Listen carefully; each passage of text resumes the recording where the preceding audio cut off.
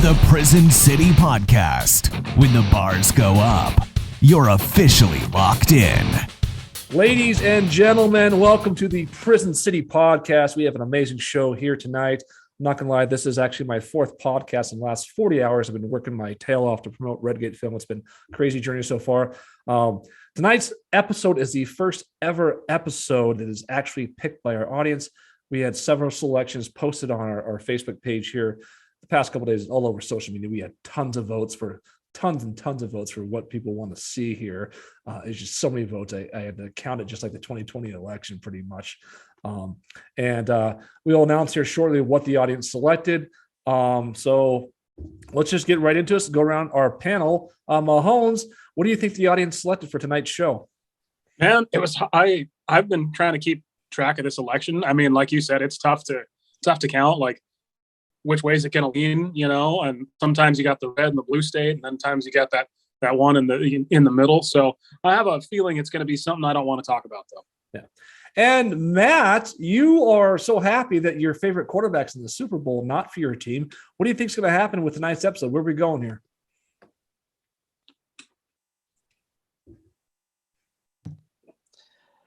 I think the way history is going to be laid out is we're going to talk about the moon landing. I think we could just talk about that forever. But Stafford, props to him in the Super Bowl. I am not really going for a team, because I'm more of a team guy instead of this fucking player guy. Follow your player around. That's bullshit. So I'm just going to get drunk as fuck at the Super Bowl this year. And it looks like he's getting drunk as fuck right now. Just to key the audience in, two of the topics are the moon landing and the Super Bowl's possible topics for tonight. Kelly, what do you think the top is going to be for tonight? I don't know what the topic's going to be, but I'm pretty sure this will be the shortest lived podcast for Mahoney. So we'll see you in about 5 minutes. Yeah, man. I hope you guys, if it is what I think it is, I hope you guys have a great week, and we'll talk to you again next week. So good news. Kelly finally is back on his computer, which I was using to edit videos on. So you're back on your computer, and it looks like you're back from broadcasting in a shitter. Yeah, I haven't broadcasted from the shitter since I was in Miami, so I thought I'd, relive our honeymoon a little bit. But no, my house is fucking, kids running around and the basement's tore up. So I'm like, fuck it. I'm just going to sit on the shitter and do this entire podcast. So to start things off, before we get into what the audience selected, I don't really want to talk about this, but Mahomes always insists I talk about the latest on this film I did. It's called Redgate. It just made another film festival. It's undefeated in film festivals so far. It's going to Detroit next month. What do you think about this, Mahomes? That's awesome. And yeah, I'm going to continue to do it. I mean, this seems like a pretty good platform since it's run by you for us to talk about your projects. So I feel like this might be the right spot. What's the name of this particular film festival, and when will you be accepting your trophies? The film festival is called Fuck You, I Don't Want to Talk About It. Weirdly specific name. Here's a film. We're talking about Redgate. Here's a poster. This poster is going to be updated probably this week to include more alien images up. But the film's Redgate. I've been working on it for about fucking God. If you talk about the time where Kelly said we should do a horror film, you're talking about like probably plus 5 years we've been working on this. I like how Pat was like, hey, we're going to randomly segue into Redgate. And he pulls that picture up in 2 seconds. Anyways, here it is. So the film fest we're going to, this is really fucking weird about what we're about to talk about. The film fest we're going to right now, because it's taken off, is it's called the Motor City Legacy Film Festival and Convention it's in Detroit, Michigan, which is so bizarre because before we shot Enigma, the film that the Montana State Prison sabotaged. Yep. If people have not, I mean, our longtime listeners are very familiar. Yes. Our original idea, me, Kelly, and a guy named, at the time, his name was John Bromley. We got together and we watched The Evil Dead, and the story behind the independent film The Evil Dead was so like inspiring. Like, we're going to do that and everything else. And The Evil Dead, Sam Raimi, Bruce Campbell, they're all from fucking Michigan. and they screened their Evil Dead movie horror film in Detroit, Michigan. Was the first time that film was ever screened in public. So the first time this horror film is ever going to be screened in public is pretty much at the same location as the Evil Dead was screened at. And now that you say that, that's fucking crazy to think about, because that was with my childhood friend John Bromley, who is them is now referred to as Charlie McCorn. I don't know if that's the right way to say that, but them's brother now is working on the Redgate fucking TV show with Pat and I and this producer from New York. So fucking small world, it's crazy. So you say, as you say, so basically his brothers live in his or them's they's dream. Jesus, childhood. Okay, right? just go with Charlie. Say Charlie or Charlie. No, hey, we are sticking to the pronouns on here. Now, if you don't like it, you can sign off early. Yeah. Whose phone's going off? Is that yours, Matt? Whose phone's going off? I don't hear anything. I bent over. Jesus. Is someone calling me? This is fucking weird. Someone calling you? This happened on the last episode. Some beeping noises started happening. I'm not claiming aliens or something, but my headphones are going on. Okay, it's gone. Oh, it's probably aliens. That seems to be the only logical explanation. So you better put on your tinfoil hat there. But I mean, that so are you connection is fucking weird. I don't know how you guys feel about that, but the Pat just brought that up, and then now the film's going to Detroit, and now we're working with Charlie's little brother on this shit. It's just weird how the world works as you get older. And some extent, this isn't like the premiere or whatever, but this is the first time. Because the previous festival we were in was all online, and we won all the awards in the online festival. This is the first time this film's going to be screened to a in the public. So anybody can buy a ticket and go watch the screening of this film, and it's going to happen in Detroit, Michigan. Yeah, so it is really. What do you think about that, Mahomes? Are you going? I think is what I want to know. So I'm, because of what happened with Cottonwood City Project, our film back in 2012, I wasn't able to go because I was in the village, and if I really wanted, I could have figured it out. But for this film, I'm going to figure out a way to go 100%.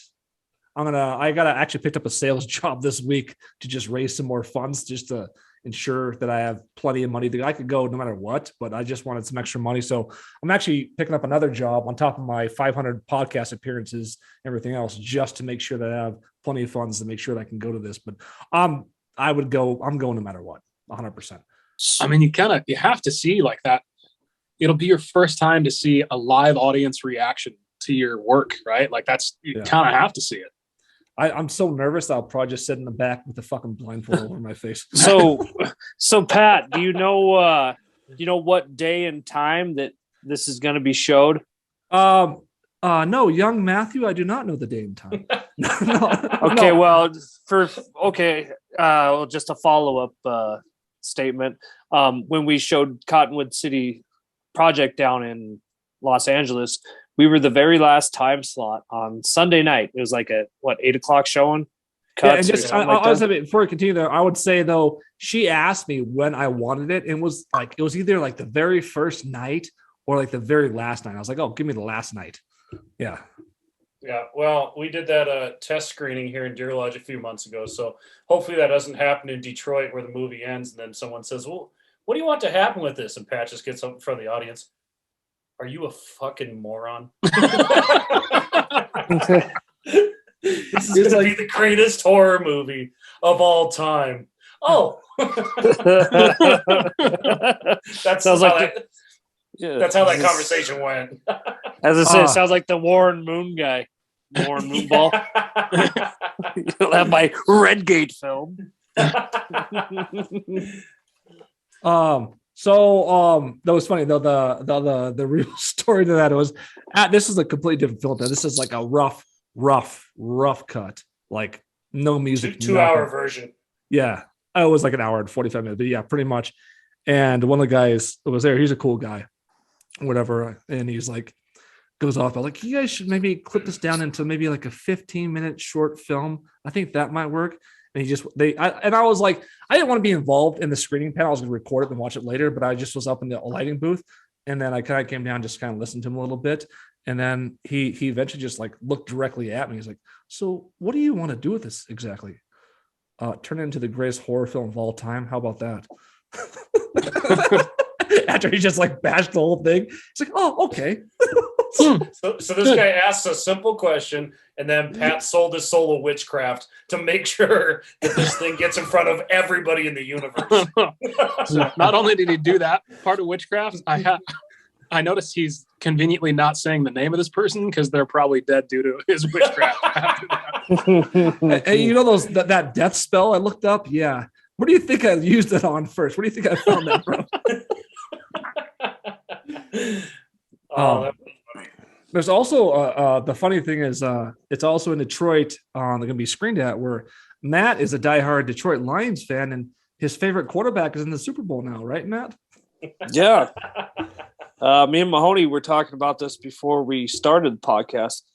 It's funny that Stafford's taken this team to the Super Bowl that Jared Goff took with less talent, the exact same team, just a couple of years ago. And a couple key plays here and there, Stafford wouldn't be in the Super Bowl. You know, so it's crazy to think that all that shit happened. It's so funny because we're taking a horror film to Detroit with John Bromley's younger brother, and now you're going to the Super Bowl without your team, but the same player that was on your team. It's like the same fucking thing. Yeah, I guess in a weird, fucked up way. I guess I could see that. Yeah, God, the connections here, Kelly. I'd rather go to Detroit though than the Super Bowl. I'll tell you that much. So are you getting tired of people saying stuff about that? I don't know. Whatever. I don't know. I'll fight my battles one at a time. What I can tell you as a Falcons fan and who's experienced some sort of Super Bowl issues in his lifetime, the thing is, like, over time, people will definitely let it go and not continue to talk about it every fucking day. I know. Hey, you know what's hilarious too, Mahoney? My team hasn't even played for over a month. You know, and they're still talking about them. But I understand what you're going through, or I understand what happened there, Mahoney, because, like, seriously, you were off social media for, I don't know, months. I don't know how long it was, but you were just gone. So we were worried about you. Yeah. It was bad. It was Mahomes disappeared. It was more than a month. At least your guys' coach wasn't paid to purposely fucking lose games. That's what I found. I'm gonna get into that shit here tonight. Actually, that's wild. After the moon landing stuff, I'm gonna get into the Brian Flores stuff. Okay. Oh, shit, we got a 6-hour episode coming up. Talking about the Kellogg Wildcats, if anybody was wondering what the team was. Okay, so I'm going with, this is the last Detroit Lions or Detroit reference here. I'm gonna go with. So I'm a diehard Pittsburgh Steelers fan. I lived in Pittsburgh, love Pittsburgh. I lived there for 2 years, and it's like I've worked so hard my entire life, almost like Jerome Bettis going for that Super Bowl, and finally he gets that chance in Detroit. Wasn't he a Michigan guy too? Oh, he was. Yeah, he was a Michigan guy. No, it was perfect. I loved Detroit's cool. It's just there's a stadium and it's just basically get them outside of that, but beyond that, it's cool. No, no, that's right. I forgot you guys have been there. You went there for Thanksgiving a few years back. Oh, that was fucking nuts. Me and my ex-wife, we hit the monorail, the Amtrak, because that was the cheapest way to go, and I did not want to ride Greyhound no matter what. We did Amtrak from Pittsburgh. It was a red-eye Amtrak at like 10 o'clock. Went all night, and then early in the morning, like 5 or 6 o'clock in the morning, we were in Toledo, Ohio. And Toledo, Ohio, they bussed us from Toledo, Ohio to Detroit because it's only like an hour or two drive. Then we were in Dearborn, Michigan, which is right next to Detroit. And from there, my folks picked me up and met up with Kelly and Matt. And we had no sleep at all. And we went to the Lions game at like that game's at like fucking noon, dude. Like, yeah, it was. Noon. Yeah. And we were taking Detroit Lion blue shots like a couple blocks away from the stadium in a bar at fucking like 11 o'clock in the morning. No sleep. And oh God, I passed out on the way trip home. It was fucking No, sorry, go ahead. I'll say we had some kind of bus we rode to somewhere after the game, and that was probably my favorite part of that whole thing. Is like that old was it Bud Light or Coors Light? No, it's the Coors Light train. Move on the world, have fun. Like they're playing that, and we're just shoving Kelly's and reaching all around the bus. Oh, that was fucking fun. Just wasted as fuck. Oh, We drove God. back to Chicago. Yeah, we drove back to Chicago. No, I didn't drive. I slept like that entire drive back to Chicago. Oh yeah, that was fun. But isn't it cool though? Like you go to in we've all been to different stadiums, but isn't it cool to go experience like the home crowd of like teams that you don't normally go see? Oh yeah. And that's the thing that Kelly and Matt came out to Pittsburgh with me to see Ben Roethlisberger's last game. It was January 3rd, Monday Night Football. It just so happened we planned it in advance because I was going to be out in Pittsburgh to see my kids anyways. Just so happened that game landed. And I was like, I was flying back that day. And I was like, well, Kelly, you guys, if you want to come out here, I'm already out here. If you want to come see the Steelers play. And you go to the Lions game and the Thanksgiving Lions game, and there's some people cheering here and there, and it's like half, it was actually a decent sized crowd. It was okay. They're cheering here. Then you go to that Brown Steelers game, and it's like a fucking playoff game. Towels are going nuts. People are yelling and screaming their lungs out. Remember that? Yeah. Well, Big Ben's last game at home, you knew it was going to be big, even if the Steelers hadn't won a game all season. Yeah, it's crazy. Like Matt was saying, going to these stadiums you don't go to, you play Madden or you see them on TV all the time. You just get this idea in your head, like, I know how that place looks, but then you're like, you don't fucking know at all. You're like this close from the quarterback's face. When you're in the stands, it's just like, in the weather and all that shit and the smell of whatever popcorn and stuff that they're cooking. It's fucking it's such a surreal, different experience. And it's weird because I've been to the Vikings like 3 of their home games. I've been to Lions. I've been to the Seahawks. And I've been to this, that was our second time in Pittsburgh. And that time in Pittsburgh, that was the craziest I've seen a fucking football crowd in my life. Like it was nuts there for his last game. Like it was like it was a playoff game. It was just nuts. It was a playoff game atmosphere. Even on TV during the regular season, Steelers play like an afternoon game or whatever. They're kind of the fans are in there rooting or whatever. But that place is nuts. And you have to admit that place is fucking nuts. Yeah, and we have pretty good seats too. Like you just hop over we were in the back row of like the first section. So you just hop over the seats and there's the fucking pisser and the booze and everything, man. Now that's a dream come true right there.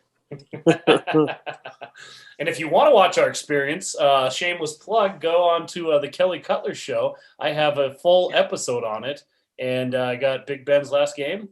Pat's there. Pat was having a good time, and I think he went home with a prostitute that night to his hotel room. God.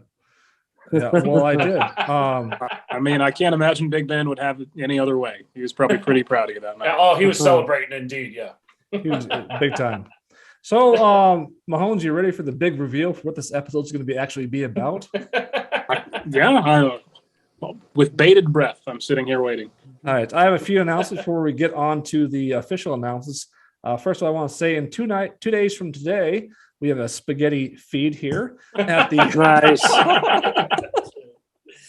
at the Elks Lodge, 6 p.m. Come on down to the spaghetti feed, Elks Lodge, 2 days from today. And after the Elks Lodge spaghetti feed, come across the street to Cutler Brothers Theater to see Das Fruit Improv perform live. Yes, we'll be performing live this Friday. I like how anybody that's watching this just thinks we're making fun of the fundraiser, but it's a total inside joke about spaghetti feeds. Yes. No, the fundraiser is for a good cause. It's just in the town we grew up in, which is where most of us are based.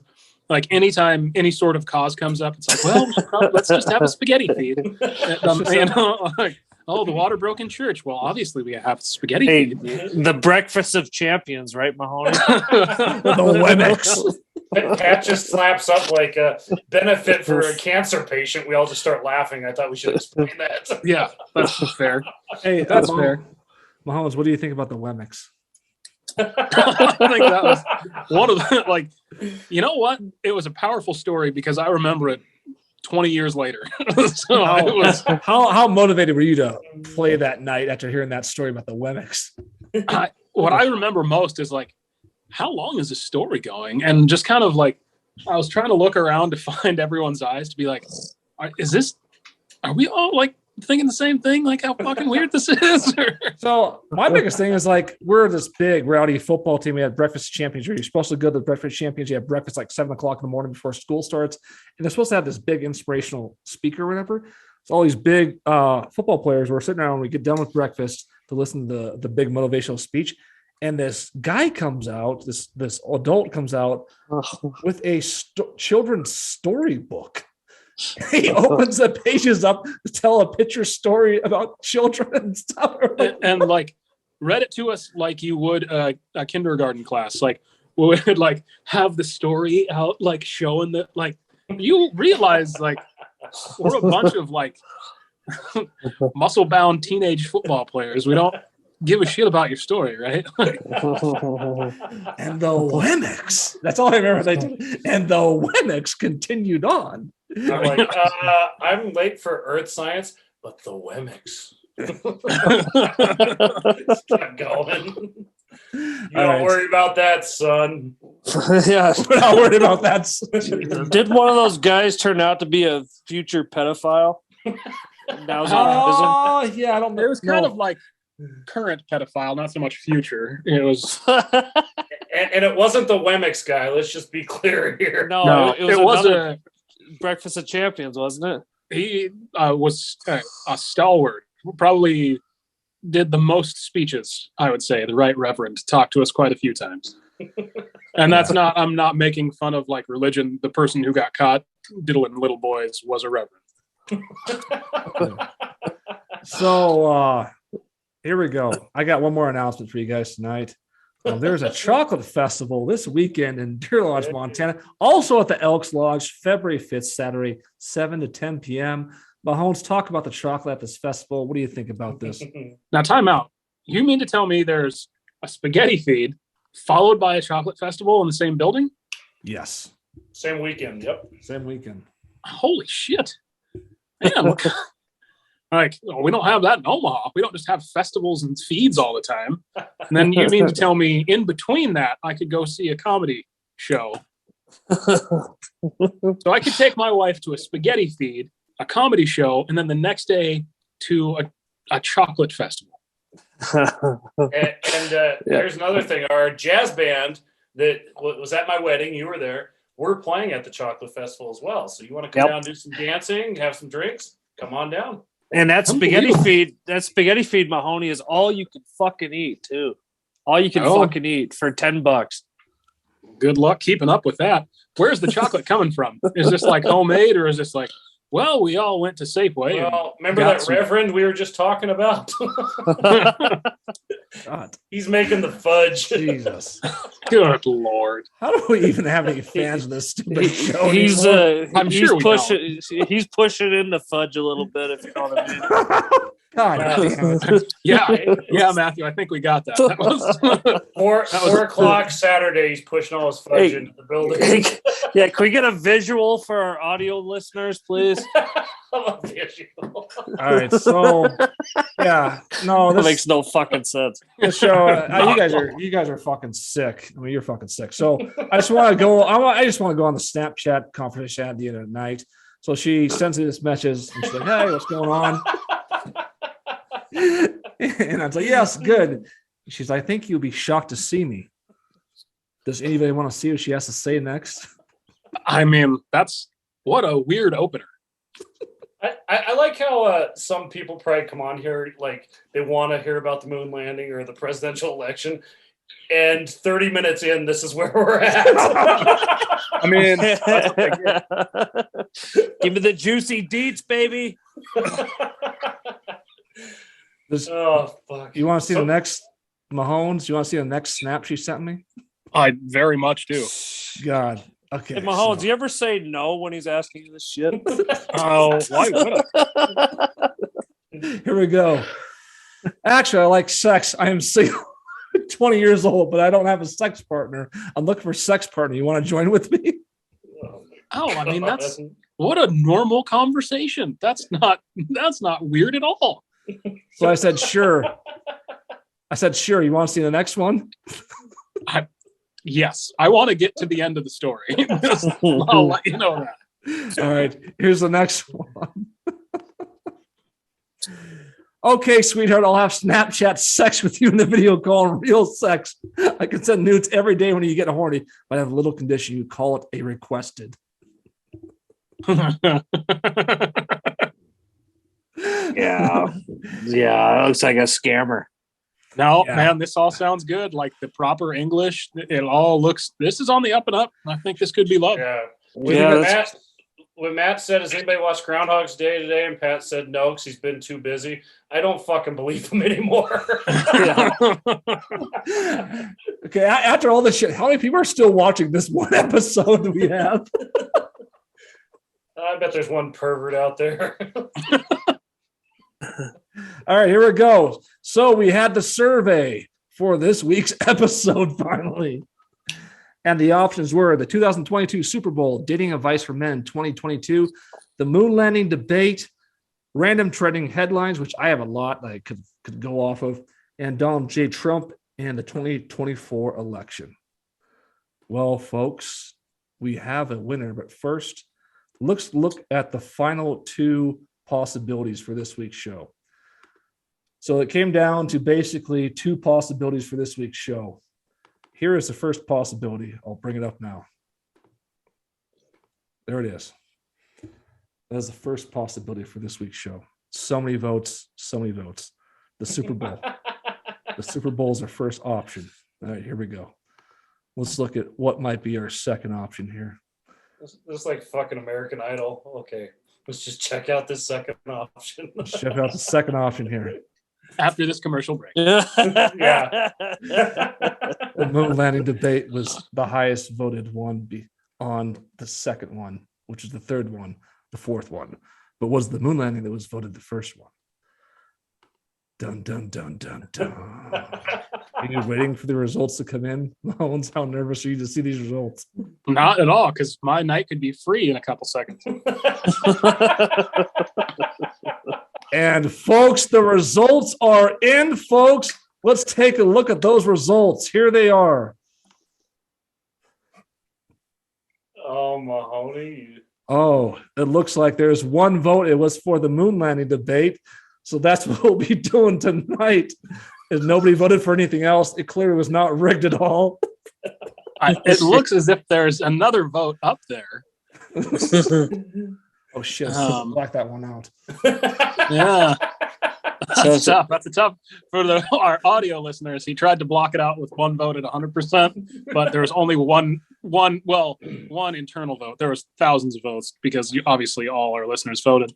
Talking about the Super Bowl, of course. All right, Mahoney, so did you not go on there and vote like you said you're gonna? Of course I did. Apparently I was the only one. so he was Holmes was the only person that voted in the actual poll. And he voted for the Super Bowl. And but we do have one real vote. I did release it onto my Facebook and Instagram stories to vote. I had one person actually message me directly who was very concerned about this episode. And she did, however, vote for, drum roll please, the Super Bowl. Wow. Nice. Right. And Mike Freeze, welcome to the show. No, the one vote was for the Super Bowl, so that's what we're talking about tonight. And my thing was, if we didn't talk about the Super Bowl this week, we're going to do it next week because, this is going to be the first ever Prison City podcast Super Bowl show, folks. Welcome. If you watch the first 30 minutes of that or so, this is where the show gets really serious. Yeah, this is where typically what we do is we have kind of a bit, half-hour banter before we really dive into the serious stuff. Dude, you watch regular news shows, they bullshit for like 59 straight minutes, and then you get to the final big headline with the last 60 seconds of the show. Yeah, and most of them bring up their sex conversations on Snapchat too. Hey, Debbie, let's take a live look at my Snapchat from Ava Queen. Would you like this story to continue? Welcome to the O'Reilly Factor. There's no spin here. Let's look at my last Snapchat sex story. This bitch texting me. I've had All right, KXLF here, folks. And they go on and on about his sex life for 25 minutes. And there was a shooting at the local grocery store. Thanks, everyone. Tune in again tomorrow. There's a spaghetti feed at the depot. The most nonsensical show live. I had our mom watching this one night, and she was all into the conspiracy against the creep show with the haunted house creep show at the funeral home episode. And right after that, I'm like, check out this Snapchat shot I got. She's like, no, I'm done. I'm out. Oh, that's funny. Yeah. So talking about the Super Bowl this year, folks. So heading to the Super Bowl, there's a big fucking story. I mean, this is like a monster. You always have these breaking stories conveniently right before the Super Bowl happens. And anybody's been watching the NFL lately. Yes, I'm talking about the Brian Flores lawsuit against the NFL owners. This is interesting as fuck. It has to do with minority hiring in the NFL and all these different things. It's really interesting. But for me personally, the most interesting thing came out of this was the pay to lose scheme. And this is big in the fucking sports because every fucking sport you watch, when the team starts losing, they're not very good, like the Dolphins were. You always think, like, are they going to intentionally throw games to not win this week? Where we're in the NFL, if people don't follow, the NFL has no lottery system. Whoever has the worst record in the NFL, you're going to get the number one pick. So there is incentive for teams who actually lose games. And people always think about that. And now we have a former NFL coach coming out and basically saying he was offered to $100,000. I'll pull it up here. Part of his racially motivated lawsuit here. He says, look at right here. He was offered $100,000 per game that he lost during his first season with Miami. When he first took over, was not very good. They were terrible. This is also the same season that Miami miraculously upset the New England Patriots, who won the Super Bowl that year. Or no, I think this is the year they didn't. They beat them. The Patriots didn't win the Super Bowl because Miami beat them towards the end of the season after getting destroyed by them. And Flores would have got paid $100,000 if he would just lost the Patriots that game. Interesting as fuck. What do you guys think about this? Is that the Miami Miracle game you're talking about? Yes, that is because that's the game that took away that seat for the Patriots or whatever. Yeah. I have my thoughts, but I would be doing our fans a disservice if we didn't let the Dolphins fan have his first crack at this thing. I mean, yeah, look, I'm a Dolphins fan through and through, but I mean, Pat and I talk about the refs all the time, tell people, that watch football with us get sick of it. But if I'd be remiss if I said that, there was no cheating and there was nothing like that going on behind the scenes. I think it happens all the fucking time. And that's very clear from this Brian Flores story, So it doesn't surprise me whatsoever. And maybe it is just business, I mean, on a huge level. Like if one of us owned a professional sports team and we had some incentive to lose games, maybe you'd say, hey, you were a multi-billionaire. I mean, $100,000, that's like giving you, a high school coach $1 or 10 cents and saying, hey, throw this game. So, it's kind of like maybe a little jokey type thing, but to the general public, it looks like complete and utter bullshit. And I wouldn't be surprised if that stuff was going on at all. It's a business that before it's a game, before it's a sport. And if the best thing for your business is to lose a bunch of games to get a better draft pick, then business people are going to do that. And that's who actually owns and runs the teams. Well, and if you look, it's interesting, kind of the tie into the Super Bowl is if they would have purposely tanked that year, the quarterback they could have picked first overall is Joe Burrow, who has led his team to the Super Bowl. So, and I remember this, I don't remember exactly what was said, but I remember that Flores and Tua were getting in some pretty heated exchanges towards the end of last season. So I think it kind of, he probably wishes he maybe would have tanked some of those games so he didn't have to deal with Tua. I didn't know if Pat was going to welcome Jace, but hey, Jace, welcome. Hey, Jace, I saw you join. Oh, thank you. Oh, hey, Josh. Thanks, guys. Jace. Oh, hey. You're my second favorite, Jace. Mahoney, to your point, I'll just say that as a fan, it's sad. It's just sad that goes on because, I mean, I want to watch games. I want to believe in it just like fucking Santa Claus. I'm sorry to say that, but I want to believe in it just like a fairy tale because it's such a thing that was ingrained in us in our childhood and throughout high school and stuff. And I'm not saying that it's all corrupt, but just that there is any corruption and corruption on levels like this or corruption with the reffing, it ruins it for me as a fan. And as a business person, I completely understand if I own that team, fine. But as a fan, I'm just like, man, I just want to fucking like this team and know that they're not going to be fucked over by their own owner, you know. And they're going to try their hardest every game day. I'm serious. I wish that I'd rather watch a high school football game at this point. Yeah, if we had one, that'd be great. If we had a team, that would be great. I mean, it's weird. I don't necessarily think the teams that are in the middle or even the teams that are in the top would ever like purposely tank, but it's those teams that are looking for anytime, like Joe Burrow was setting the college football scene on fire.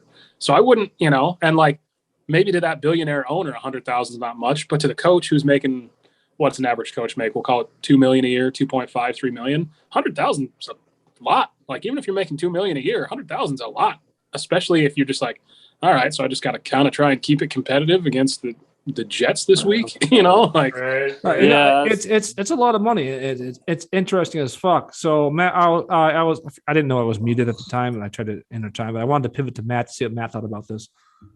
Yeah, I guess just going off what Mahoney said. Yeah, no, I mean that is a big chunk of change. At the same time, it's like as a football coach on, you know, Sundays where all the cameras are on you and all that shit. Man, I guess it would take the real coward in you to like go that route. You know what I mean? Like call the plays that you know are gonna, because anyone who's been in football wants to win. So it'd be very tough to choose the money, in my opinion. So yeah, just going back to Feldy, you can chime in here, but we're talking about the Brian Flores lawsuit. It's about systematic racism in the NFL, but what stuck out to a lot of us that watched the game and me and Kelly in particular about it not being rigged and the game not being rigged. He's claiming that the owner of the Dolphins, their first season where he had a very makeshift roster, he was offered $100,000 for every game he lost by the owner to tank that year to secure a better draft pick. What do you think about that, Feldy? Oh, I came in when Kelly was talking, and I mean, I agree with him to a certain point. If you need to tank to have a better team in the future, I mean, even as a fan standpoint, like I agree with that. Like it's going to help us in the future. Our season's already lost, so who cares what happens from this point on? But that's you know, we got to tank a few games. Go ahead. Is he talking through one of them old ass toy microphones? I don't know what he's fucking talking about. But so you think they shouldn't? You think they should? Hang on. Hang on, real quick. You can hear me better. Oh, you're way better now. You have your other. Yeah, you're good now. I'm God damn it! I'm back in 2022. I'm here again. No, you're good. So you're saying, Jason? Right now? Yeah, no, put it back on. Jesus. Hey, because it's Groundhog's Day. It's Groundhog's Day. Hey, so when I had it on, when I unplugged it, you said you could hear me better. No, I don't think your headphone was working. Pat, no, quick question though, man. Why do we have this asshole on the show again? I don't know. He sucked my dick earlier, begging to be on the show. Okay, he's a rating dream. So no, we heard your bullshit point. Just you think teams should be able to manipulate the NFL games? That's not a big deal. No, I don't think they're allowed to, but I see the point in doing it, and I'm okay with it. Personally, you know, you're okay with that, Jace. You know why you're okay with that bullshit? Because you did the same thing at the state track finals in the backyard years ago. Look at him. The bar is fucking bent, and he manipulated it to make that count as good. There's no way he cleared that. There's no way. Fuck. Yeah, there's no way. You know what? Steroids. That's just like steroids, man. I know. Look at those quads. Look at them. You think those are natural? Hell no. So fun little fact about backyard track, which Pat was showing that photo. We did that back there with the thing that lifts up campers, you know, those pulleys or whatever. Little jack. And the high jump record in the backyard is like 6 inches higher than the fucking pole vault record because we use this. Besides that picture, we use this old stick that we found down by the creek. So the pole vault record is like 5 feet total. Usually, just you run up there, throw the pole away, and just jump over the bar. I want to cut in really quick before we continue on this conversation. As those who are hoping to tune in to hear analysis of the Super Bowl, you want to fast forward to the 6 hour mark. Yeah.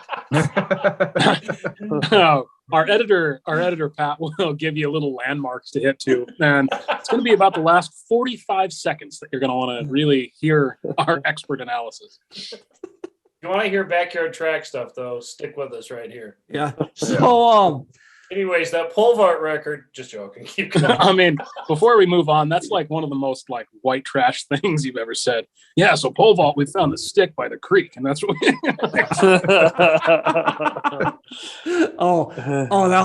that was pole vault. God, that was high jump. Yeah, no wonder he had Yeah. That was 5. Feldy cheated his way through that thing. Talk about cheating. So getting back to this Brian Flores thing is he's not the only one that said he's been offered money to throw games. Hugh Jackson, perennial fucking loser. If Hugh Jackson was offered money to lose games, he would be a multi-billionaire by now. Here he is. So the guy was saying, Hugh Jackson said Jimmy Haslam was happy while we kept losing, and this guy retweeted him. Said he wasn't offering you $100,000 per loss because, like Mahomes said, Hugh Jackson would be on the Forbes list. And then Hugh Jackson, of course, can't shut the fuck up and replies, "Trust me, it was a good number." What do you think about that? You'd be on Forbes list. If Hugh Jackson did, you'd be on Forbes list. They lost every single game one season with him as the head coach. Like, I'm sure the owner wasn't like, "Hey, Hugh, I'm going to need you to lose every single game." I just think it's horseshit to Feldy's point. Like if your season's lost, why not go for a better draft pick? But how the fuck do you know your season's lost? The Dolphins are consistently like 500. So it's like, it's kind of annoying being a Dolphins fan. It's like, well, if you just won one more game most seasons, you'd be in the fucking playoffs. Well, yeah, I guess from his standpoint, he still has a shot. But I'm talking like teams that are 1-10 going into the last 5 or 6 games. How do you know if you're out of it if you're 1-10 though? I mean, realistically, even because you could be 5-10 or 6-10 at the end of the year. Realistically, no, I will give you this. Now, as most of you know, Chase played in the NFL, and I asked him, Chase who? Chase who? Hey, you can't just go name dropping with like. There's other people listening that don't live in Drummond. You're gonna have to help us out. Well, I didn't know if we could say full last names. Okay, he played in the fucking NFL. Of course you can. God dang! I don't want to get you guys sued. Are you talking about? Are you talking about Higgs? Will sue you, I know. Chase Higgle. Yeah, Higgs. Yes, Chase Higgle. Chase, I'm doing the podcast from my bathroom. What are they going to sue me for? Oh, he's talking about Chance Freeman. Okay, this unidentified NFL player. Oh, I asked Corey him straight Freeman. up, I'm done. Sorry. Do they ever like tell you like how to play the game? Like, don't try so hard, blah, blah. And he goes, no, every single one of those players, it's too competitive for them to ever try to do that. Oh, come on. Now, I know that doesn't mean the coaches aren't going to throw it, but I don't know. That's just something he's told me. Come on, fella. That's a bunch of fucking horse shit. A bunch of fucking horse shit. The NFL players don't call the plays. The coaches call the plays. Yeah, but you could easily tell the quarterback, hey, make some questionable throws this game. No. I mean, I'm saying you can literally put up a losing game plan. The quarterback couldn't do anything about it. I don't think you could tell the quarterback to suck on purpose because you got to you don't have a long NFL career. These guys are playing for their contract. I'm just saying, like, I know a coach could call terrible plays that he knows aren't going to work against a team and play super conservative and do things that he knows. Yeah, but as a player, wouldn't you be like, why the fuck are we doing this? So you say, trust me, man. Saying that some of the players would come out and say something. But the players do that anyways. The players, Matt Freeze, our senior year of award football. Oh fuck! It was 4th and 20. He was pissed we didn't go for it. Okay, well that's why he's not in the NFL. I'm saying the only reason. The players do that no matter what. I'm saying you can coach a game plan to fuck things up or not do things that help you win as a coach. The coach has it's like a chess game. The coach has the ultimate fucking power. Well, you think some of that's being an armchair quarterback too, where it's like, fuck, dumbass, I would have called this. But then, like, when you're actually down on the field, because we all had coaches. Well, yeah, sometimes a little bit different. I'm just saying that the players would be pissed off no matter what you fucking call. Yeah, sometimes. fuck Matt Freeze. Yeah, but Pat's none of them ever point, though- call him out. To Pat's point, though, how do you 1 week you call like 3 fucking plays and you lose by 30, and that's your entire playbook? Like, is it just because of the team you're playing? But then, like, the Dolphins in the final week and the Lions too, they're calling triple reverse passes and they're winning the game and kicking ass.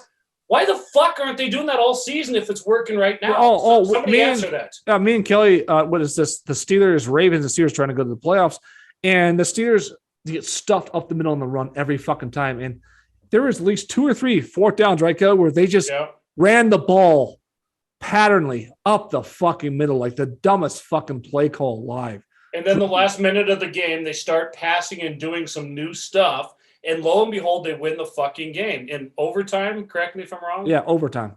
So why aren't they doing this all the time? Why aren't they doing a 2-minute drill works like fucking candy, but they only do it when they're desperate. I don't understand that. Yeah, I never understood that either. Because like the Bills and Chiefs game, they started doing that. Well, that's more how the defense is playing the offense than it is like that's everyone knows prevent defense prevents you from winning the game. That's what I always say. Yeah. Because they just try and keep everything in front of them, and then when you inside, that's a coach telling their players, hey, play conservative, play soft zone, keep it in front of you, and then when you tell your players to take their foot off the gas, guess what happens? So Mahomes beats you with 13 seconds left. That's what fucking happens. You don't agree with some of Kyle Shanahan's decisions? You know what? In that aspect, I wish a normal coach, like when you're up by 25 in the second half of a Super Bowl, would maybe run more than 5 fucking times the entire second half. I don't know, just a thought. You know what's hilarious? When your star wide receiver makes this like what seems to be game sealing catch, and then you're on the 30. You have a kicker who's in the Pro Bowl, like got you to where you're at. All you got to do is run it. Shit, you could kneel 3 times, kick a field goal in the Super Bowl. Instead, you decide to throw it 3 times and then give up a sack fucking fumble because you put your shitty running back blocker in. But I don't remember it at all. Do you hope my dad goes on Matt's bachelor party so you guys can bitch about Coach Shanahan? My dad's a big Niners fan, by the way. Hey, it's funny. It's funny. Mahomes, he fucked you once. He fucked Feldy twice. And once was in a Holiday Inn. Feldy's a diehard 49ers fan there for the audience here. So this might be the longest we've gone before getting to the actual topic we're talking about. What is the actual topic? I don't know. Brian it's about time to round the horses, though. All right. Tonight's topic, Feldy. Here you go. It's coming up right now. The Super Bowl. Dun, dun, dun, dun. If you could have told me this was what we were talking about, I wouldn't have came on. The Bengals versus the Rams. Mahomes. We're finally at the Super Bowl point of the show. Hey, Feldy, if you don't like it, then leave. Okay, Pat, unless you have an introduction to this, let me break the ice here, man. I am thoroughly looking forward to watching the Bengals in the Super Bowl. And after watching their game on Sunday, I was like, holy shit, it's just like a breath of fresh fucking air. And maybe they'll get their asses kicked, like some people are predicting, but I just think it's cool to see somebody you got to admit, they're the weirdest Super Bowl team in the last 20 years. I mean, you got to fucking admit that. Besides maybe Arizona, if that was less than 20 years ago. Oh, it was for sure. It's so nice to have new blood in there. And can I be the first on this podcast to say, like, good riddance, Tom Brady. I hope you don't get into broadcasting because I never want to see your face ever again, ever. And it's so like him to be like, the news of his stuff leaks and then everyone just fillets him on social media. And then he pauses at the announcement, then says it again so people can double fillet him on social media so he can really soak up the retirement announcement. My funniest take on the Super Bowl is like people are like, oh, nobody saw these teams making it. Nobody saw these teams making it, man. The Rams are Super Bowl favorites since fucking the summer. Like everybody picked the Rams to make it. Like they're the number 1 team picked, I think, out of the NFC was the Rams.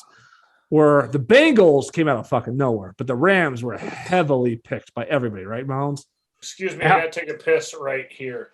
Okay, good. All right. The Rams, and I mean, easily the most all-in team.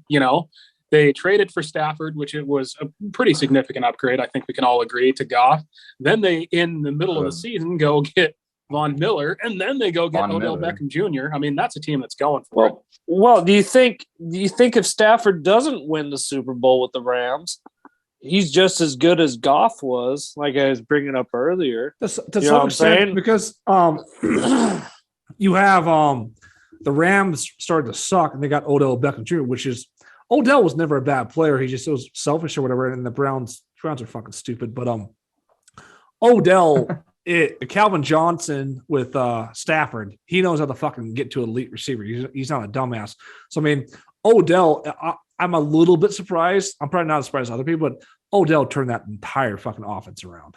Well, what's good for him, what's been like probably turned his career around, is that he's not the number one receiver on that team. Cooper Kupp is. Oh yeah, and he can get man coverage now, where he was probably getting double teamed in Cleveland. Even though Jarvis Landry's good, he's not Cooper Kupp good. Cooper Kupp is really, really good.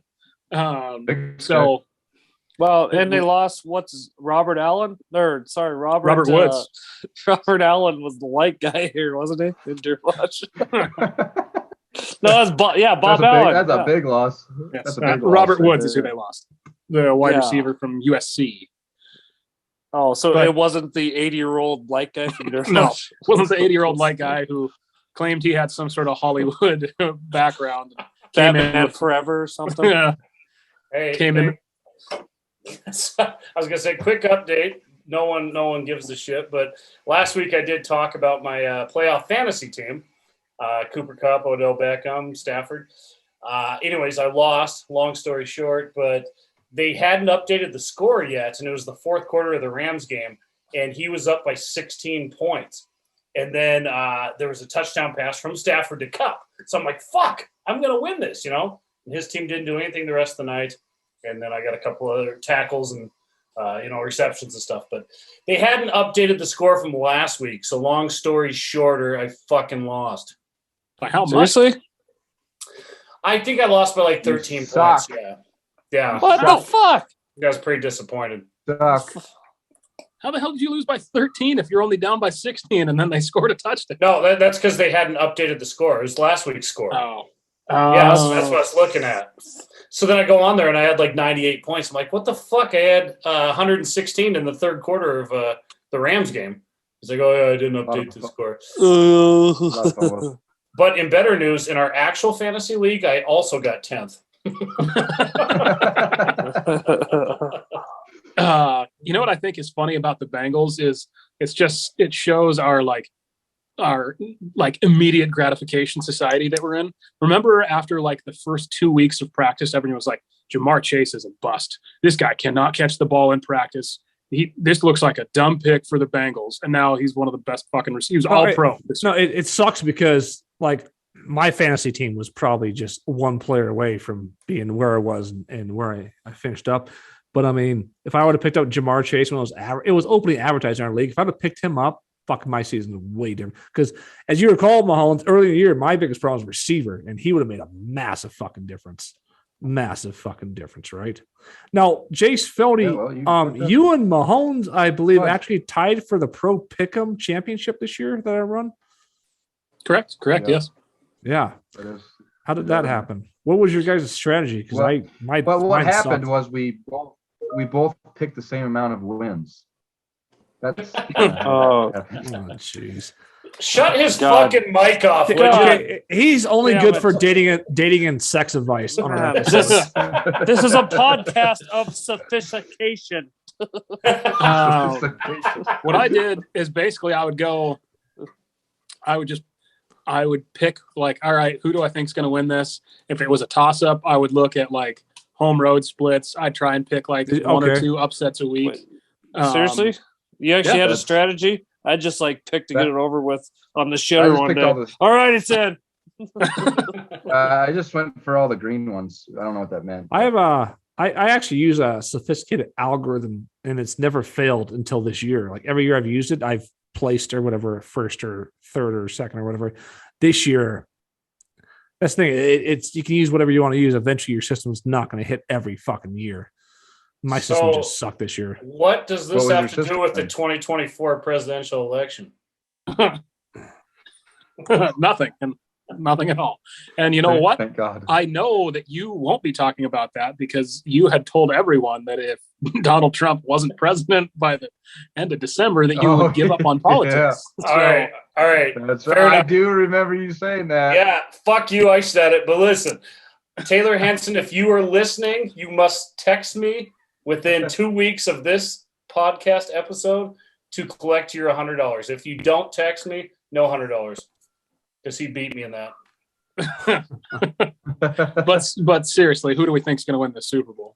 So let's go to the betting spread here. Let's go to the spread here. So the spread is last time I checked, it's negative 3.5. St. Louis, fucking Los Angeles Rams, plus 3.5 Bengals. Let's go through best bets on you guys' opinion on just the spread right now. Mullins, go first. So it's Rams 3.5. Yeah. The Rams just have what the Bengals are really bad at is protection. What the Rams are really good at is pressuring the quarterback. So I like them to cover 3.5. I like the Rams. I want the Bengals to win, and I know like they just had a really great upset of a Chiefs team, but they can't protect Joe Burrow, and I think Aaron Donald and Von Miller and Leonard are going to give them a hell of a day. So I'll take that Rams plus 3.5 all day. Leonard Forson? Leonard Floyd is his name, actually. Feldy, what do you think? The Rams picking up Von Miller for this reason. I mean, they wanted to get more pressure on the quarterback. And I think how many times has Joe Burrow's been sacked? About 90 times? 69. Okay. And he's never played in a Super Bowl. So is he going to be able to keep that composure? Who knows? He has played in Matt Stafford hasn't neither played has Stafford. Yeah, I was saying Stafford hasn't played there. Yeah, but Matt Stafford's not going to have the pressure that Joe Burrow's going to have. Should we go And negative he's been in the 3.5? league a lot longer. Put a Lions jersey Oh on. yeah, I think they'll definitely cover the spread. Cover that? For sure. All right. Yeah. Joe Burrow. Matt, what do you think? I'm going to go with Feldy. My latest line that just popped up was 4.5 for Bengals, They'll cover it. but cover 3.5, 4.5. I think they're going to cover because they've, obviously won every playoff game, but they've been covering. I think you're pretty safe with the spread. I shouldn't say pretty safe, but I just think like by the time the game rolls around, the Bengals are going to at least cover that 3.5. They might lose, but they'll cover. Kelly, what do you think? I don't like the spread. I mean, I think that the Rams on paper are going to do just fine, but I don't like the fucking spread. The way the Bengals came back against the Chiefs, the Rams have blown games like that as well, and the Bengals could very well upset the entire fucking world and win this game by 10. So you're going plus, I guess it's now plus 4.5 Bengals? No, he's going negative 9 Bengals. I'm going plus 10 Bengals. Oh. Plus 10. What? They can upset the world. Plus 27 Bengals. No. They have 4 points. That's on the house, right? And the extra 6 points. You throw $1,000 on that, you're going to win $400. Plus 10 Bengals. So the last game I went plus 15.5 Bengals on a parlay. And you won it. I know. Well, I didn't need. I clearly did not need the 15 points. No, but in the Super Bowl you might. Yeah, and I guess, Pat, my final consensus here is that the Bengals will probably the spread will probably come true, but there's a small chance, I'd say 20-25%, that the Bengals really surprise them. So I agree with you. I think the spread's going to settle around 3.5 points by the time that it kicks off. I think people, if it's 4.5, 5, people are going to start the hammer, especially the Sharps are going to start the fucking hammer the Bengals pretty hard. Would you agree with that, Mahomes? If it's getting to 4 or 5, the Sharps are probably going to hammer the Bengals pretty hard. Yeah, if it starts to get 4.5, even 5, the number will come down because people will start to bet the other way. Yeah, but I'm going to go. I just pulled up their schedule. I want to see, what the Bengals did against what people would consider a good defense. I just don't know. And again, I agree with you. You have to analyze the Rams specific defense. And the Rams defense, they're so talented, but like they're okay. This same defense was down 17-7 in the fourth quarter against 49ers, whose offense is not, it's up and down. But the Niners have some first round talent on their offensive line. They actually got some guys. The 49ers don't have, I'm not going to say Jamar Chase is Randy Moss, but the Niners legitimately do not have a deep threat that can spread the field like Jamar Chase can. No. They don't. Garoppolo missed Kittle on that wide open play, and I think that kind of set the tone. The first quarter. Yeah. That probably would have been a touchdown. And they still so I'm gonna get my pick. Whether I'll go as low as 3. I'll go as low as 3. I will go as low as +3 Cincinnati. And the reason I do that is because I think it's going to be a close game. And the last Super Bowl was a fucking blowout. It really was. And I think Super Bowls that follow a blowout are usually pretty fucking close. So I will go as low as +3 Cincinnati Bengals. I think the worst you can do is a fucking tie on that, because I think the worst is going to be like a Rams kicking the field at the buzzer. But the reason I think the Cincinnati Bengals is simply because they have persevered through some games that I didn't think they're going to fucking win. And they destroyed Pittsburgh, and they definitely lost some games they probably should have won. But, I mean, they hang around for no fucking reason. And my biggest critique about the St. Louis Rams is honestly Sean McVay. The last Super League played was terrible. I honestly thought his coaching was pretty fucking below average in the NFC Championship game. I thought his coaching actually fucking sucked. I think San Francisco threw that game away more than the Rams won it. They had the pass rushers, but this isn't prime Von Miller. This isn't prime Aaron Donald. Jalen Ramsey hasn't been close to what he was in the past. They got Eric Whittle in a fucking wheelchair. They're out there at safety.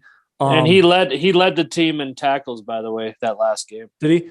The Bengals pulled him out of retirement. How crazy is that? He didn't play for 2 years. Right before the playoffs, they call up Eric Weddle off the street, and now he's leading the team in tackles. No, Mark, I think they pulled him out of they pulled him out of retardedment. Jesus. And see, I hadn't heard that. So I would say also, if you want to talk about a team that matches up to their weakness, which is San Francisco is their weakness clearly, because they needed a fucking miracle to beat the 49ers. Let's not lie. It was a fucking miracle to beat them. The Bengals have a lot of that. They have a very solid defense. They can run the ball really well. Joe Mixon, where Niners could run the ball most of the time. Like, they have a quarterback that's, in my opinion, Joe Burrow is far beyond better than Jimmy Garoppolo. Wow. I can't think of a quarterback, like, if I was starting a franchise right now, that I would want more than Joe Burrow to be my guy for like the next 10 years. And that's what I'm saying. As a Steelers fan, I'm kind of pissed because we're fucked. Like, Baltimore, please sign Lamar Jackson to a max contract. He is dying. You can't run the ball mainly and be a quarterback in the NFL. He is dying out.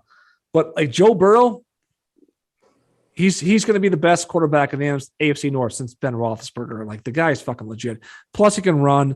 I think the Bengals. Josh Allen's fucking stupid too. Oh yeah, he's ridiculous. I think the Bengals might get down early, might struggle a little bit in the first half. But I like Cincinnati to outright win this game and take the Bengals at +3, +4.5, whatever you want.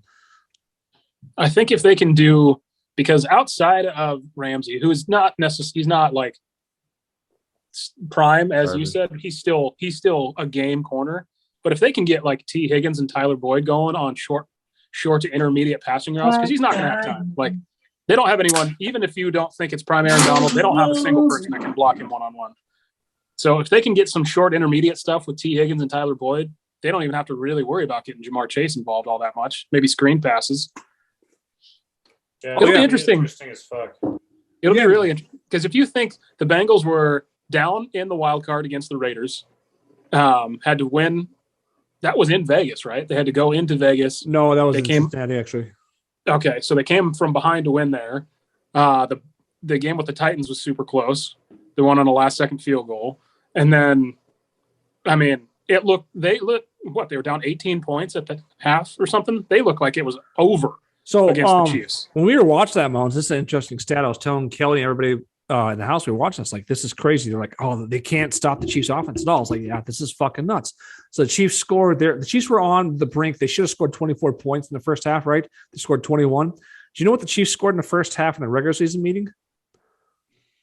Oh, I think it was the exact same score, wasn't it? 28. The Chiefs had 28 first half points, and they were up 14 at halftime against the Bengals.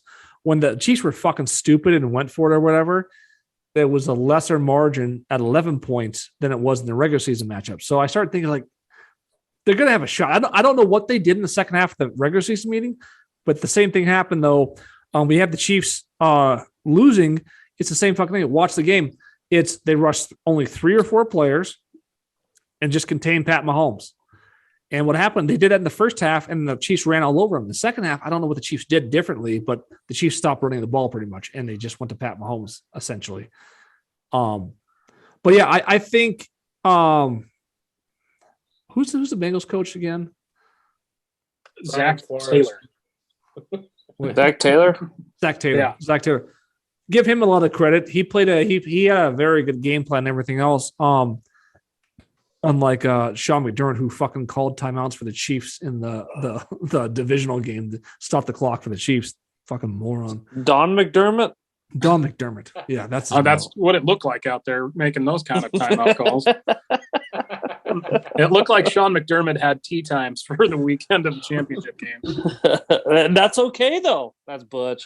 I think to go off what Pat's saying, I think the Bengals are going to shock the world. Everyone looks at that game, and on paper, it's like, oh yeah, the fucking Rams, could easily win by 20. I mean, that's what it seems like could happen. But if you watched either of those teams all season long, you realize that the Bengals, man, they're like the kid brother that just wants to fucking fit in with the gang or whatever. They're going to do everything in their power. And they might be down by 24 in the first half. I still wouldn't count them whatsoever. Like, what I think is super interesting about the Bengals is we've all been on teams when it's you're a really confident team, like it doesn't really care who you're going up against. If everyone in that locker room is super confident and believes in what they can do, I want the Bengals to win. Like, I don't have anything against anyone on the Rams. I just think it would be fun to have a team that's never won one actually win one. And how about fucking momentum? We talked about that last week. We talk about it all the time.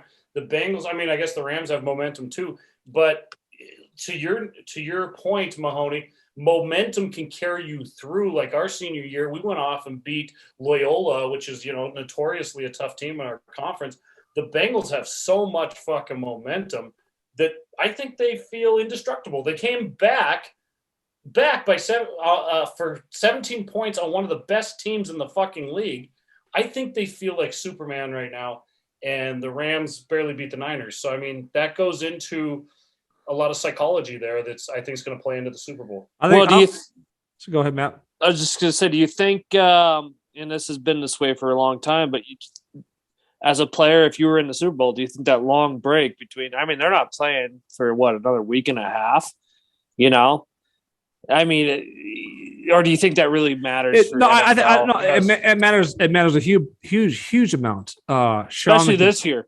It's been pushed way back. Sean McVay, we had the proof. Sean McVay had 2 weeks to prepare against the Patriots, got fucking humiliated on national TV. So I think we know how that works. That's why that's why Bill Belichick is the best coach of all time, because when you give him so much time to prepare, he's gonna beat you. Well, pretty much. How did he not beat Nick Foles though? He wasn't ready for the trick plays, I guess. Here's one of my prop bets that I think is the easiest one, and Vegas will lose money on. Matt Stafford interceptions at 0.5. Hammer the over. That guy's an interception machine in big games. What's a bet? It's one of the prop bets. What's the negative on it, or what's the money line on it? What is that? Minus 130. Fuck. That is Put a your good house bet. on that shit. Put your fucking house, man. Put your fucking daughter on that, Mahomes. I mean, I'll put your daughter on it. In a satanic ritual. No.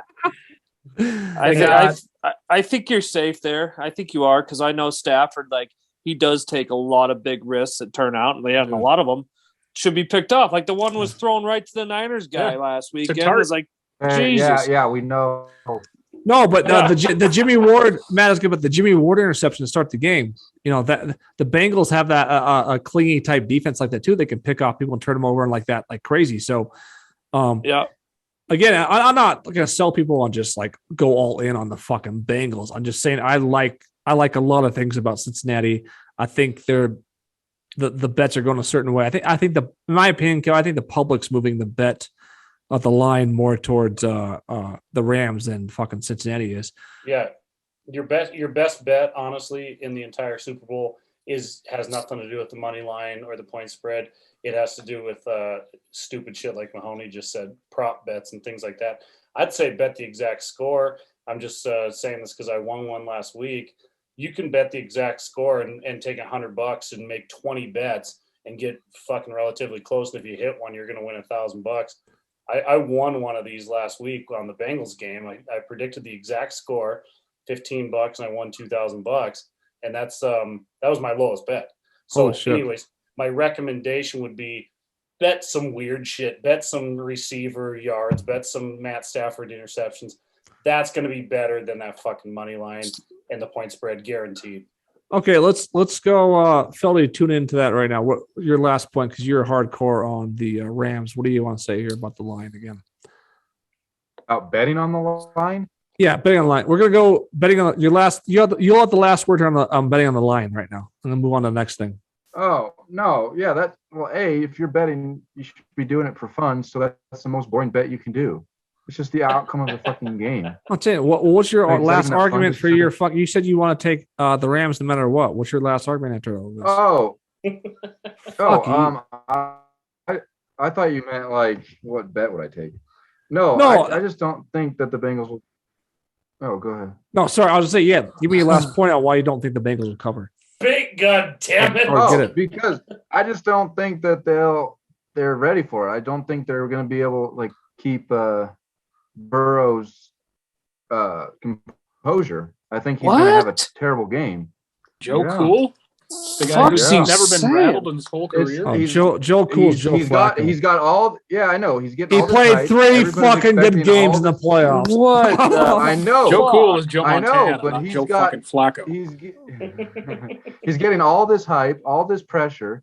It's all coming on to him right now. He's getting more than he has all season. Which, I mean, granted, it was quite a bit. What do you think? And then he's going to be coming up against one of the biggest rushes he's faced. Who do you think has more pressure, though, Feldy? A guy who's in year 27 in his career or a guy who's in his fucking second year as a quarterback? Who has more pressure? You tell me. The guy the second year because he has not as much experience. Well, I want to say both Stafford's first Super Bowl, but... Sorry, just going off what you're saying, I want to say both those motherfuckers are lucky to get there. Like Burrow, if some shit happened, like Tannehill didn't throw a certain pick there, he wouldn't even be in there. So I'm saying, like, these playoff games have been so crazy when it comes down to, like, the last play of the game and overtime and the field goals, like one play or another. I mean, they're, like, this close to not even making it, and someone else could have been in there. That's crazy. Yeah, turnovers are going to be huge. Yeah, so we're going to move on. Oh, sorry, go ahead, Matt. I was just going to say, do I think Burrow, going off what Feldy said, do I think Burrow has put his team on his shoulders and frickin' won the game himself? Fuck no, but yeah, you turn on ESPN, it acts like there's 2 people playing the game, Stafford versus Burrow. I mean, that's another one of the things that's so annoying about Tom Brady. Like, you know, you got to be on a good team to win a Super Bowl. You have to have good coaches to win a Super Bowl. It's not just one person. Yeah. No, it is. It's totally true. And I agree with Kelly. The momentum for the Bengals, it kind of reminds me of Redgate film. I mean, we were, for a little bit there, we were fucking dead in the water. And then boycott Pat Cutler happened, and look where we are now. Exactly. Dead in the water like Enigma. Should we go down that rabbit hole? For Nick, what? Hey, okay, so next question. How is the Super Bowl compared to Enigma? Who is Enigma in the Super Bowl?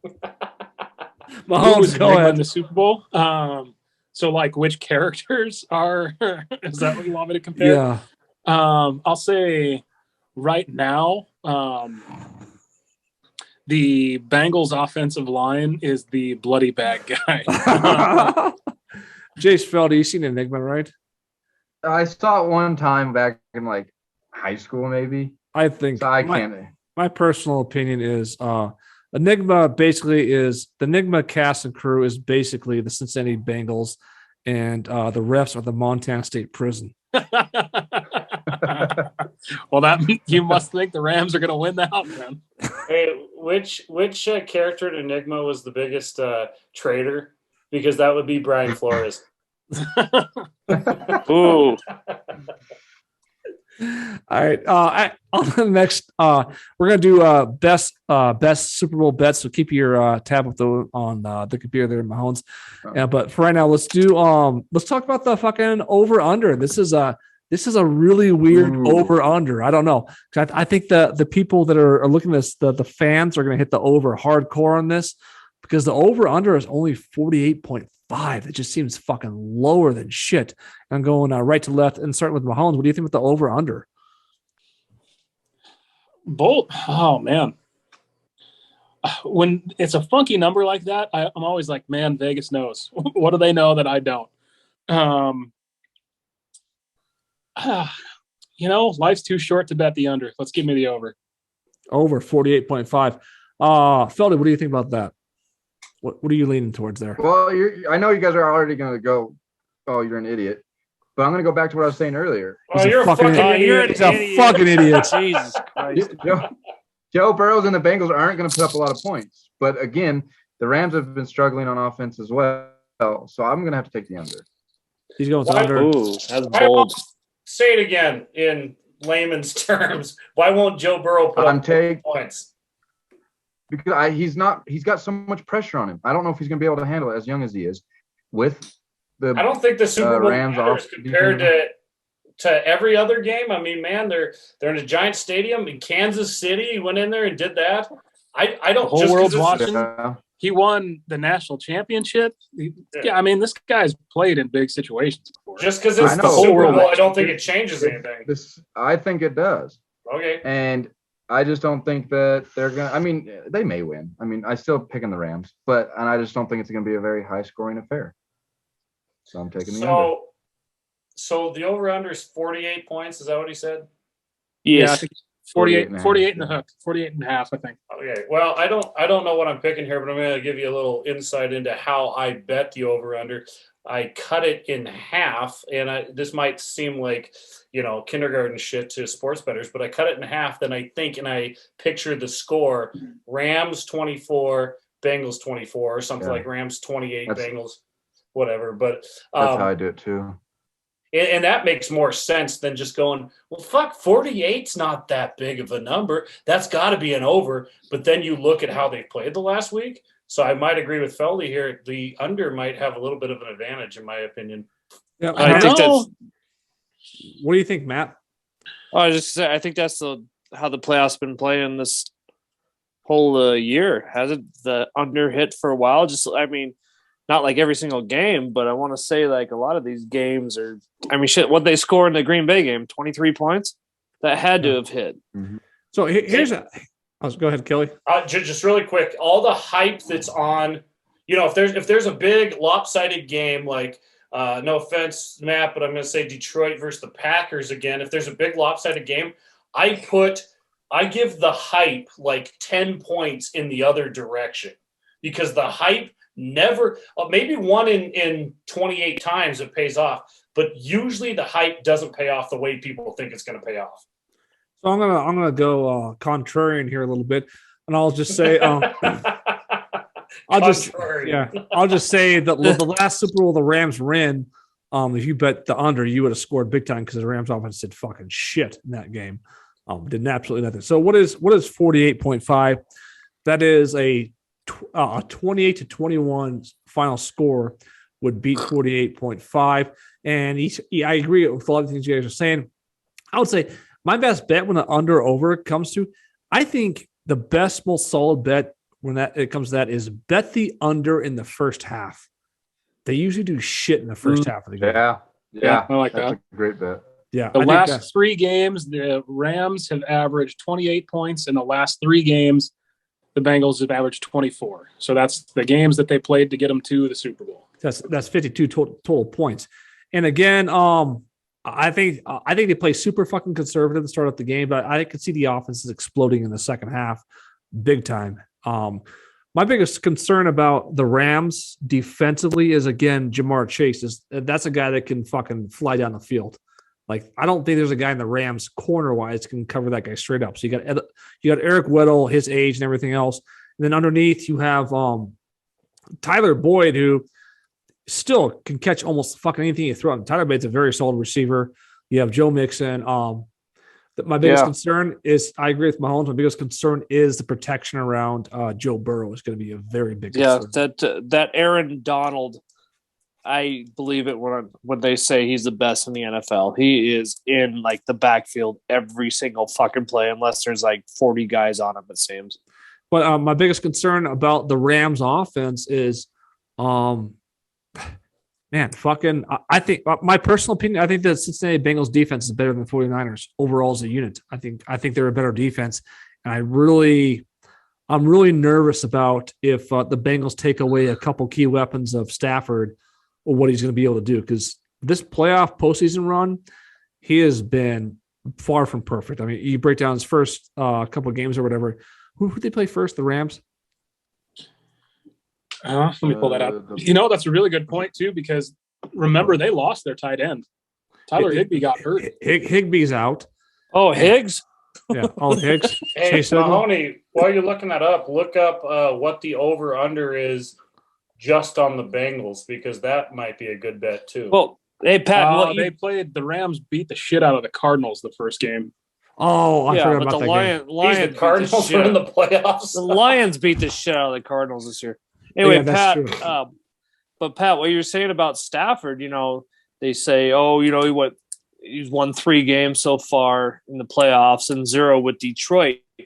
You go back in those 3 games that he played the playoffs with Detroit, he did not put up that great of numbers. And that's back when we had a defense that could have at least won a couple games in the playoffs, but maybe Stafford was hindering us. Still, he didn't get the opportunity. And those Lions teams, again, the Lions during that entire run, they played teams like the Saints in their prime. They weren't playing shitty ass teams or whatever in the playoffs. They were playing Garoppolo.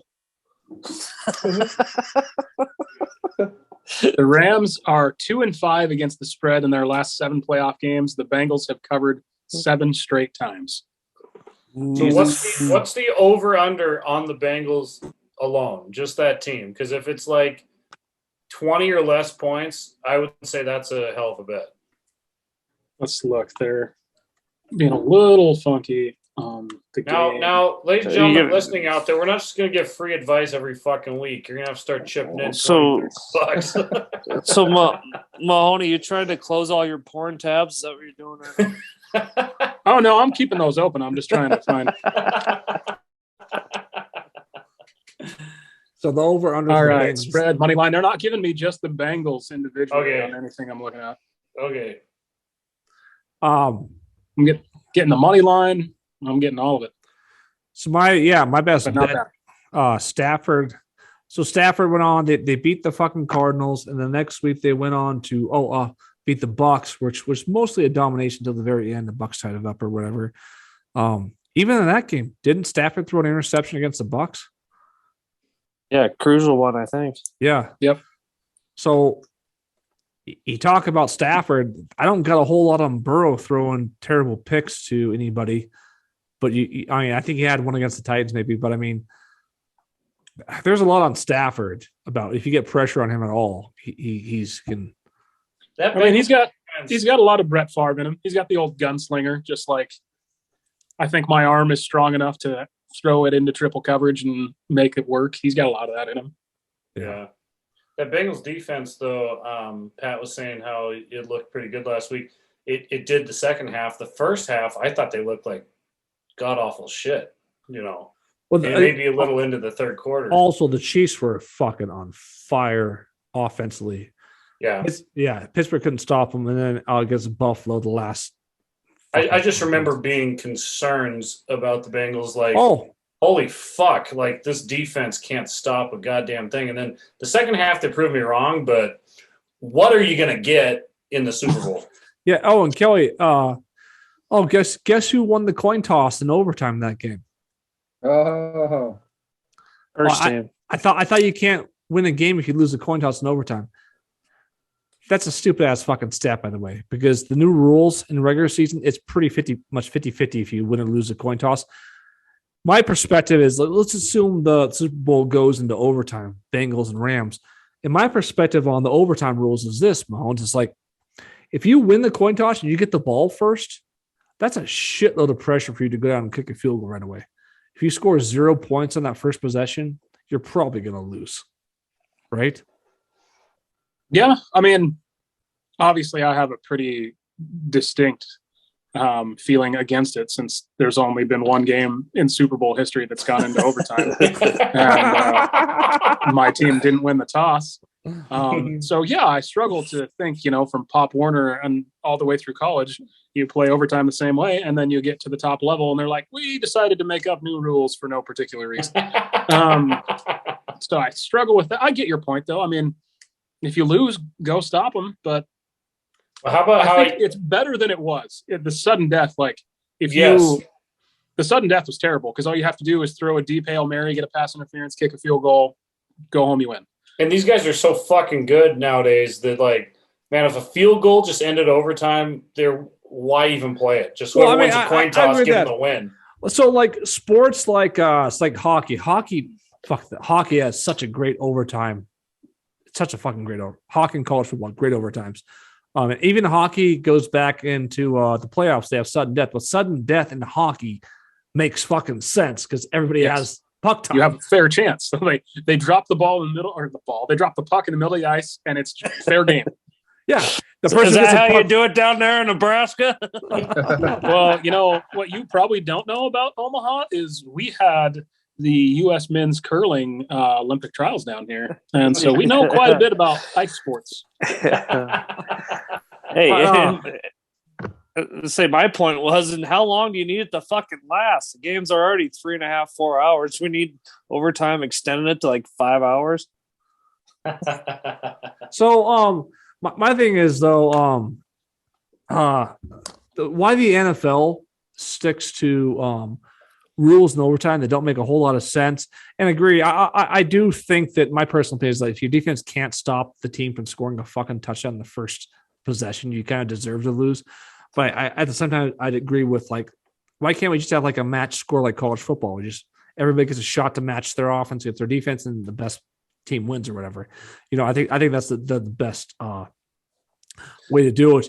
So my thing is, whoever loses the overtime toss, who would you bet on then? Would you bet on the underdog, Kelly? Live bets. We're talking about live bets. Say whoever loses it? Say the Rams and Bengals are in overtime and the Rams win the coin toss. Would you bet on the Rams to win the game or the Bengals? Straight up. That's a toughie. And that's my only bet I can make. Yeah. Live bet. We're doing live betting now. I mean, I think a lot of it has to do with the flow of the game. If you remember that the Falcons game, like, they had lost all momentum. They lose the coin toss, and from there on, like, I was telling people in the middle of the third quarter we were going to lose. When we lost the coin toss, I walked outside. I knew the game was over. That's so sucks. like, well, yeah, you talk about the flow of the game, and that's a big point because Chiefs Bills, nobody could stop the offenses, and Chiefs won. I was like, well, the Bills could probably do something. They did shit, but Chiefs Bengals, it was kind of a defensive type game towards the end there. So I was like, okay, coin toss is not important. Hey, to bring up your point, going back to that game, the fucking Bills-Chiefs game, why are the Bills kicking it into the end zone with 13 seconds left? I never understood that. That's a good point, too. Short, squib it. Who cares? Even if they kneel it, they're gonna, their kickers are good enough. If you kick it short, say about the 5-yard line, and that's not the easiest thing to do, but again, you're a professional fucking kicker. She should probably be able to figure it out. But kick it 10-yard line. Say they get the ball, they return it, get to the 35-yard line. That's still like 4 seconds off the clock. Well, there's actually that. There's partly, and now I think I might got one play. you'd have to squib it now because the NFL has that rule to like protect people that you can fair catch it anywhere from the 25-yard line. Yeah, I think back, you can. Yeah, I think you can. and they'll take you to the 25 and no clock will run. So you'd have to squib it in order for the clock to move and fuck them on field position in any way. So answer me this, because I'm sure a lot of people out there, you know, or one person still listening is wondering, just like me. You go into overtime, you kick a field goal, the other team gets a chance, right? They kick a field goal, it's tied up. The next field goal wins, correct? Then it's sudden death. Yep. Even if it goes into even if the time runs out and it goes into a second overtime, it's sudden death, no matter what. No matter at that point, no matter what. Yeah. And it would only ever go into a second overtime in a playoff scenario. Regular season, it's just a tie. That's what we're talking about. That's why Has that ever happened? No. With the new rules, no. Well, and that's the thing we're talking about when it comes to the playoffs. It's like I talked about this earlier. It's like there's no point in having a clock or timer in the playoff. No, right. You can't tie. You can't tie. Exactly. Just you can let teams have like 2 timeouts and a challenge and just treat it like a half, but you don't need a clock at all. Like you need a play clock so they're not taking Play forever. clock, but, Yeah. Well, back to Pat's question, you know, a couple minutes ago, if you had to bet the money line straight up in the overtime and you didn't know the momentum, if it was just like, hey, this is who won the toss, that's all you know, then yeah, I would go with the team that won the toss. Would you? What about you, Mahomes? I think, yeah, if I didn't know, I would. If I knew what the situation was, like I'll say let's go no momentum. It's like be defense up and down. There's no clear momentum. Then I would just take the team with the ball because that is such a it feels like such a win to your team. Like you got the ball, all you got to do is score. You know, so I would take that what if the coach of the team getting the ball? I don't know what the odds are, but that's the bet I take. What if Kyle Shannon's getting the ball in overtime first? Well, you know what? It'd be weird for him because he usually blows the lead before the end of the game. So he that would be what to do. Yeah, he wouldn't know what to do. I don't. It's depends. Does he have MVP Matt Ryan or does he have Jimmy Garoppolo as quarterback? Probably a bigger issue. He has Joel Crowder as quarterback. No, then they win. What about you, Feldy? Yeah, I definitely go with the team that wins the toss because even if they don't score the touchdown, they get the field goal. I know it's pretty easy for the opposing team to get in the field goal range, but they still have to do it. You know what I mean? Like an interception or turnover, a strip sack ends the game. Here's my thing, though. If you get the ball, though, say if you get like the touchback or whatever, you're on 25. Say you get no yards, you punt. The other team's going to get the ball at like 35, 40-yard line. They have 20 yards to go for a field goal to win the game. So they still have to get there. But yeah, I know what you're saying, but I still would go with the team that gets the ball. Yeah. All right. Well, let's round the horn here and go with our horses. The horses here. Excuse me. Let's go with our final Super Bowl predictions for this year's Super Bowl. Starting with Jace Feldy. What's your final prediction for this year's Super Bowl? Score and everything? Yeah, final prediction. Okay. I don't want you guys to boo me, but I'm gonna go with Rams. I'm gonna go with the Rams. I'm gonna say it's gonna be low scoring. I really believe that. I'm gonna go 17-24. All right, 24-17 Rams. Yep. Usually announce the person that wins scores first. I did. Did the Rams have 17 or the Bengals? I said Rams win. Oh, 24-17. Sorry. Okay, Rams 24-17. Is that better? All right, there you go. Matt, who do you like? Man, I'm gonna go. What's a good number, Mahoney? I'm just joking. I'm gonna go. I'm gonna go right under the spread. So, or the over under. I'm gonna go 25-23 Rams. Oh shit! So you're going against your old original spread bets, which was for the Rams. Hey, a lot can happen in a week and a half. We'll see. All right, Mahomes, what's your pick? I'm gonna go Rams 35, Bengals 24. Nothing. Oh, I thought you were gonna say nothing. All right, cool. And Kelly, what's your pick? Man, I'm just gonna keep it close. I'm gonna say Rams 25, Bengals 24. However that works out, it'll work out. All right. Copycat. So I'm gonna That'd be a end, dramatic field goal at the end to win. I'm gonna end the show here pretty soon because I want to put these picks down the week of the Super Bowl. It'll be fun. Everybody can see the Prison City podcast Super Bowl picks. I'm gonna go Bengals 31 and Rams 27. And the Bengals win the Super Bowl. That's my final pick. And the over hits, folks. That is a show.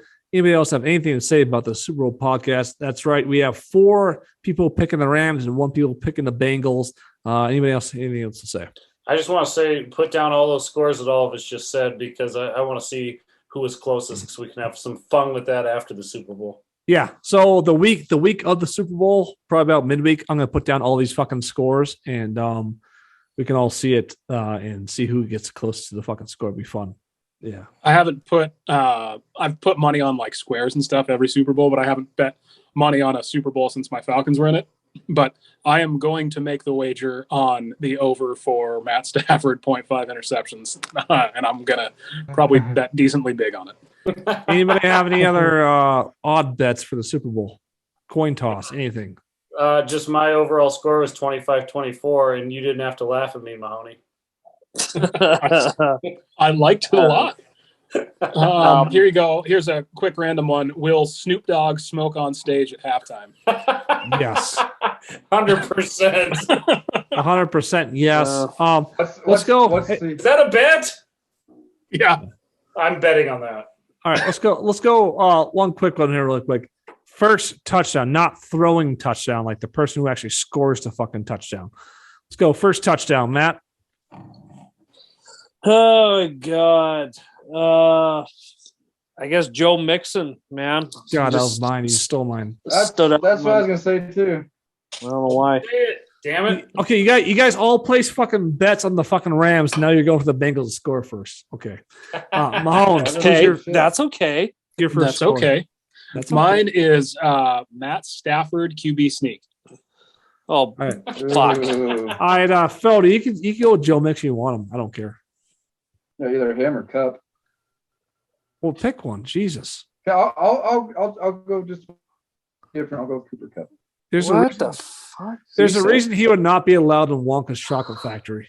Or the I don't women. know what that means, but all right. I like it. It's provocative. Kelly, first touchdown. Who do you think scores it? I am also going with Cooper Cup. I think it's a Rams touchdown right out of the gates and no surprises whatsoever. You guys are going with that? I think these are all I great don't picks. think so. I'm going to go with Odell Beckham Jr., and he celebrates like it's the fucking end of the world, and the Rams already won the Super Bowl. I think that's how they win the game, Odell. No, I like You know Odell what? Beckham for the first TD. It's probably going to be something stupid like Sony Michel rushing touchdown, and that's how they get all their money. Or like a that backup Blanton. tight end. Backup tight end is gonna fucking Oh, I score. bet. Yeah, Blanton. But I'll post Yeah. I'll post these picks too. I'll post the first touchdown picks too for everybody, so we can put that on the board here for our Super Bowl party. Then next week come back and we'll talk about the moon landing. Mahomes, is that what we're talking about next week? I planned on talking about a recap of the NHL All-Star game and the NFL Pro Bowl that are happening back-to-back days in Las Vegas this weekend. Absolutely bonkers weekend in Vegas. Oh, that's fucking crazy. Oh, Yeah. nice. We'll pick a talk for next week, guys. Thanks for tuning in. And any last words by anybody? Dude, Jace, thanks for joining us. I just want to say shout out to Scott Grazier, who won't be at our Super Bowl party just because rest in peace. And we'll save 4 plates of food for you, Scott. And That was low, man. God bless Scott Grazier. All right. oh, fuck you.